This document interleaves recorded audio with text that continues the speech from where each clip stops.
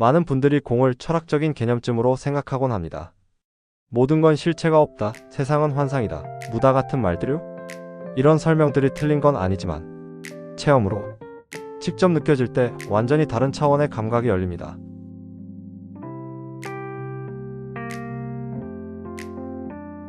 도바니. 공에 닿는 경험이 찾아오면 가장 먼저 사라지는 건 경계입니다. 나와 너의 경계, 안과 밖의 경계, 감정과 생각의 경계가 느슨해지고 문득 나는 따로 떨어진 존재가 아니었구나, 모두가 연결돼 있었구나 하는 감각이 다가와요. 이런 경험은 꼭 눈을 감고 명상 중일 때만 일어나는 것도 아니에요. 산책을 하다가, 음악을 듣다가 문득 찾아오기도 해요. 이런 순간엔 머리가 아니라 몸과 마음 전체가 알아차리게 됩니다. 모든 게 하나였다는 것을요.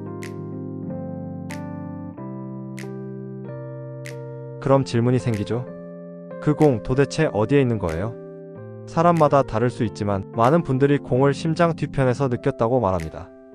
가슴 한가운데를 지나 약간 안쪽, 심장 중심부로 느끼거나 가슴벽 뒤 깊은 곳, 심장과 척추 사이 공간, 하트 차크라 뒤편의 정중앙, 인간 내면의 신성한 방과 같은 단어로 풀이하기도 해요. 그 자리는 말로 설명하긴 어렵지만 막상 닿아보면 아주 명확하게 느껴집니다. 그곳은 어떤 감정도, 어떤 생각도 닿지 않는 곳이지만 모든 걸 품고 있는 자리예요. 생각이 멈추고 시간도 멈추고 오직 있는 그대로 있음만 남는 광활한 자리. 혹시 그런 걸 한 번도 느껴본 적 없다고 느끼실 수도 있어요. 그렇다면 그냥 이렇게 상상해 보셔도 좋아요. 마음 깊은 곳 어딘가 아주 고요하고 조용한 방이 하나 있다. 그 방엔 아무것도 없지만 동시에 아무것도 부족하지 않다. 그럼 그 자리에 어떻게 가볼 수 있을까요?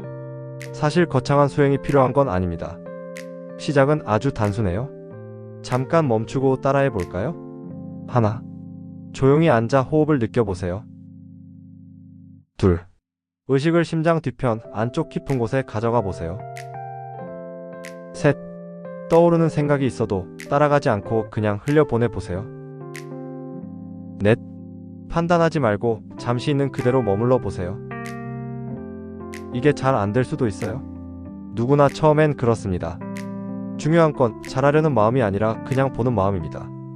그러다 보면 모든 감정과 생각이 사실은 내 것이 아니라 잠시 나타났다가 사라지는 현상일 뿐이란 걸 조금씩 아주 자연스럽게 알게 됩니다.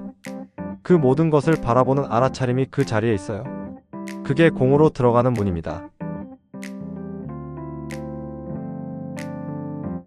공을 없음이라고 오해하는 경우도 많아요. 하지만 불교에서 말하는 공은 무가 아닙니다. 공이란 모든 존재가 고정된 실체 없이 관계 속에서만 잠시 존재한다는 걸 말해요. 이걸 연기라고 하죠. 이것이 있으므로 저것이 있고 이것이 없으면 저것도 없다. 즉 모든 것은 조건에 따라 생기고 사라지는 잠정적인 존재예요. 그 안에는 고정된 나도, 고정된 세계도 없습니다.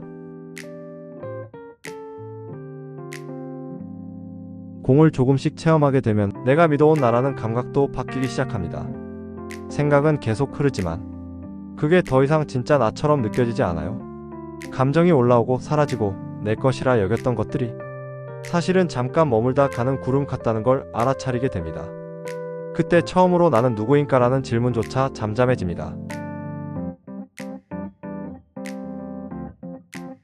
이 체험은 단지 신기한 현상이 아니라 삶의 패턴을 근본적으로 바꾸는 힘이 있습니다.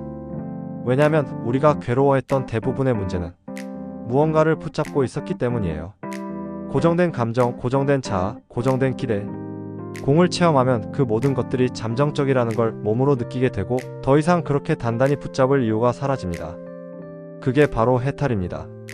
무언가를 버리는 게 아니라 애초에 붙잡을 게 없었다는 걸 알아차리는 것. 공은 사실 말로 다 설명할 수는 없습니다. 하지만 언젠가 그 자리에 닿게 되면 말보다 먼저 몸과 마음이 알아차리게 될 거예요. 그래서 나는 없다는 말을 이해하려고 애쓰기보단 먼저 그 고요한 자리에 가만히 머물러 보는 것. 그것이 공을 향한 가장 직접적인 길일지도 모릅니다. 지금 당장 그 자리가 낯설게 느껴져도 괜찮습니다. 이미 그 자리는 당신 안에 있으니까요. 언제든 돌아갈 수 있는 집처럼 말이에요.